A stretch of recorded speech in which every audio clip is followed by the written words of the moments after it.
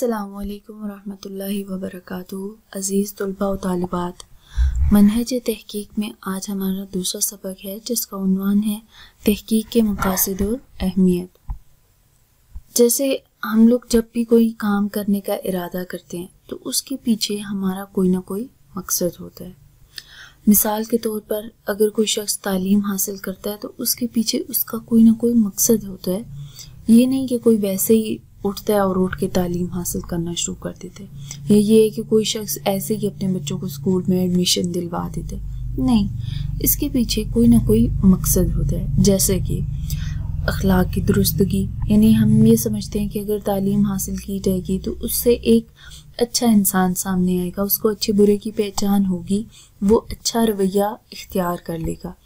یا پھر ہمارا دوسرا مقصد کیا ہوتا ہے کہ ہم اعلیٰ عہدہ حاصل کر لیں، اعلیٰ عہدے تک پہنچ سکیں، تو یہ تبھی ممکن ہے جب ہم تعلیم حاصل کریں گے۔ یا پھر ہمارا مقصد ہوتا ہے کہ ہم ایک عمدہ معاشرہ جو ہے وہ تشکیل دیں۔ تو جیسے تعلیم کے اس طرح کے مختلف مقاصد ہیں، اسی طرح انسان کی جو زندگی ہے اس کا بھی کوئی نہ کوئی مقصد ہوتا ہے۔ اللہ تعالیٰ نے ایسے ہی تمام مخلوقات کو پیدا نہیں کر دیا اور انسانوں کو ویسے ہی پیدا کر کے نہیں چھوڑا، بلکہ اللہ تعالیٰ نے قرآن پاک کے ذریعے ہمیں ہماری زندگی کا مقصد بتایا۔ ہماری زندگی کا کیا مقصد ہے؟ جنت کا حصول۔ اور جنت کا حصول کیسے ہوگا؟ اللہ تعالیٰ کی رضا کے ذریعے سے۔ اور اللہ تعالیٰ کی رضا کیسے حاصل ہوگی؟ عبادات کے ذریعے سے۔ جیسے کہ اللہ تعالیٰ فرماتے ہیں قرآن پاک میں، ارشاد باری تعالیٰ ہے کہ وَمَا خَلَقْتُ الْجِنَّ وَالْإِنسَ إِلَّا لِيَعْبُدُونَ، کہ ہم نے تمام جنوں اور انسانوں کو کس لیے پیدا کیا؟ اپنی عبادت کے لیے پیدا کیا۔ اب جب تمام جن اور انسان اللہ تعالیٰ کی عبادت کریں گے تو اس کا فائدہ کیا ہوگا؟ اللہ تعالیٰ کی رضا ان کو ملے گی۔ جب اللہ تعالیٰ کی رضا ان کو ملے گی تو اس سے پھر ان کو مزید کس چیز کا حصول ہوگا؟ جنت کا حصول ہوگا۔ تو اسی طرح اگر دیکھا جائے تو جو ہمارا عنوان ہے تحقیق، تو تحقیق کرنے کا بھی کوئی نہ کوئی مقصد ہوتا ہے۔ ایسے ہی نہیں ہے کہ کوئی شخص اٹھے اور کہے کہ میں کسی چیز کو کھوجنے لگاؤں، کسی چیز کو تلاش کرنے لگاؤں، بلکہ اس کے پیچھے اس کا کوئی مقصد ہوتا ہے، اس لیے وہ تحقیق کر رہا ہوتا ہے۔ مثال کے طور پر جب کیا ہوتا ہے کہ کوئی موضوع زیر بحث آیا ہوا ہوتا ہے تو اس کی تفصیل بیان کرنا اس کا مقصد ہوتا ہے، اس لیے وہ تحقیق کر رہا ہوتا ہے تاکہ اس موضوع کی تفصیلات کو بیان کیا جا سکے۔ مثال کے طور پر آج کل جیسے فلسطین کی جو جنگ چھڑی ہوئی ہے اس کے متعلق بہت سے اقوال سننے کو، سوشل میڈیا پر بہت سی چیزیں دیکھنے کو ملتی ہیں کہ یہ قیامت کی علامات میں سے ایک علامت ہے۔ تو اب کوئی محقق اگر اس چیز کا تہیہ کر لے کہ میں اس کی وضاحت بیان کروں گا اور تفصیل بیان کروں گا کہ آیا یہ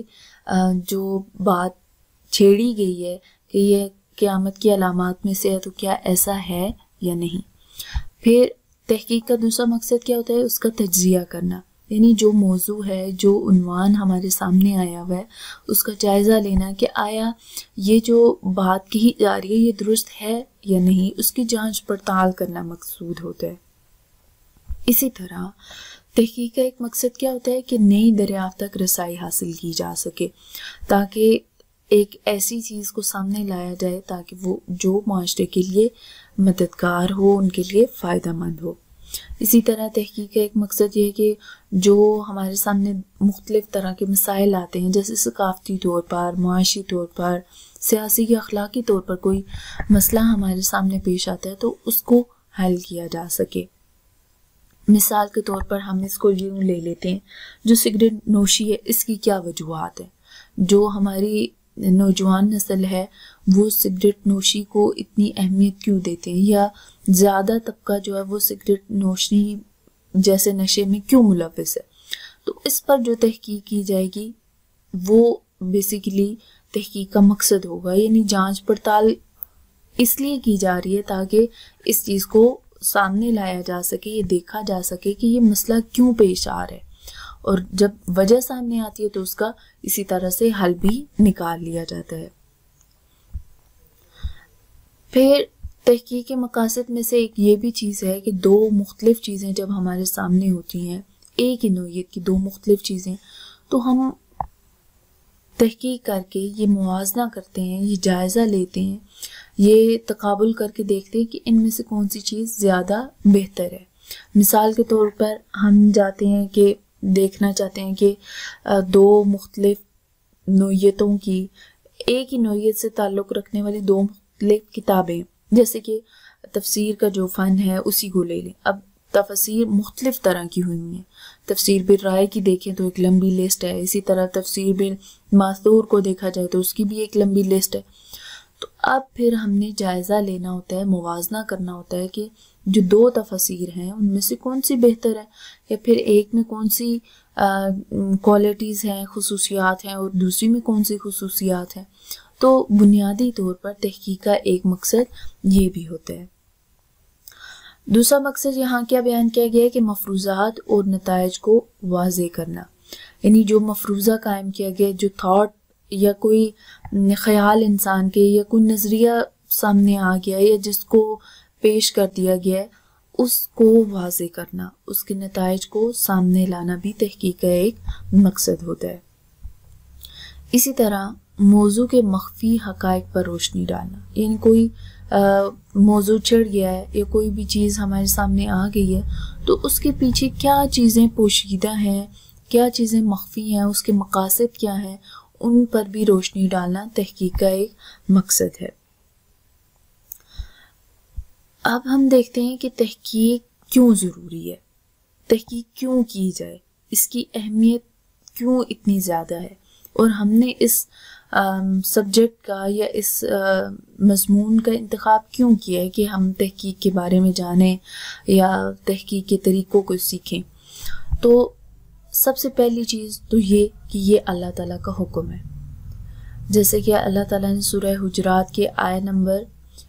6 میں فرمایا ہے، یا ایھا الذین آمنوا ان جاءکم فاسق بنبأ فتبینوا، اے ایمان والو اگر تمہارے پاس کوئی فاسق آ جائے کوئی خبر لے کر تو تم کیا کرو، فتبینوا، کہ تم کیا کرو، اس کی تحقیق کر لو، اس کو جانچ لو،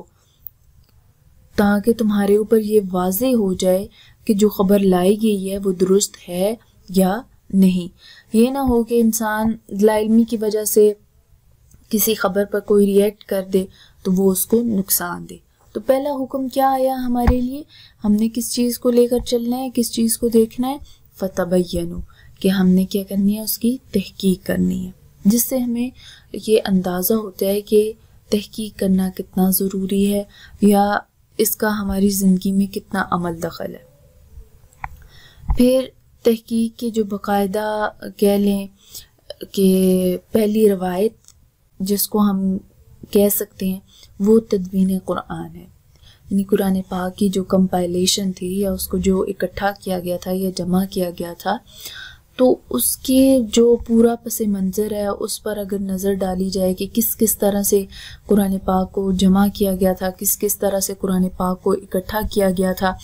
تو اس میں دیکھیں سب سے جو پہلی چیز ہے وہ ہے حفظ، یعنی سب سے پہلے کیا گیا کہ قرآن پاک کو اکٹھا کرنے کے لیے جتنے بھی حفاظ تھے ان کو اکٹھا کیا گیا، پھر جانچا گیا کہ جو آیت لکھی جا رہی ہے وہ درست ہے یا نہیں، پھر اس کے بعد کتابت، یعنی نبی کریم صلی اللہ علیہ وسلم کے دور میں جو صحابہ قرآن پاک کو لکھ رہے تھے تو بطور دلیل وہ کیا کرتے تھے، جب حضرت زید بن ثابت قرآن پاک لکھنے لگتے تھے تو بطور دلیل اور بطور تحقیق وہ ان صحابہ سے چیک کرتے تھے کہ آیا واقعی نبی کریم صلی اللہ علیہ وسلم کے دور میں یہ آیت لکھی گئی تھی۔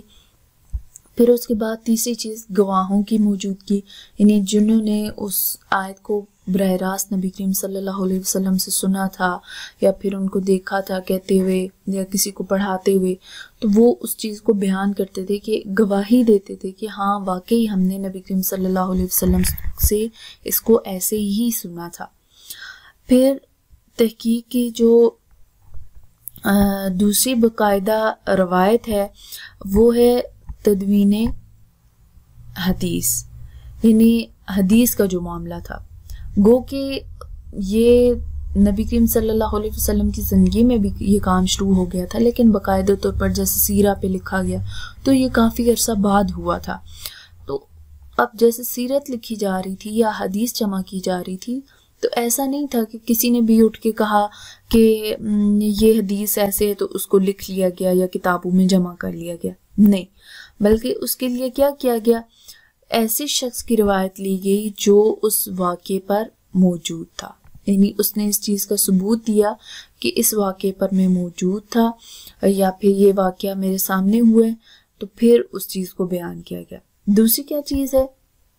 سند بیان کی گئی۔ اب سند جب بیان کی گئی، یعنی پہلا طریقہ تو یہ تھا کہ جو حدیث بیان کر رہا ہے یا پھر سیرت کا کوئی واقعہ لکھ رہا ہے تو وہ اس چیز کا اقرار کرتا تھا کہ میں اس موقع پر موجود تھا۔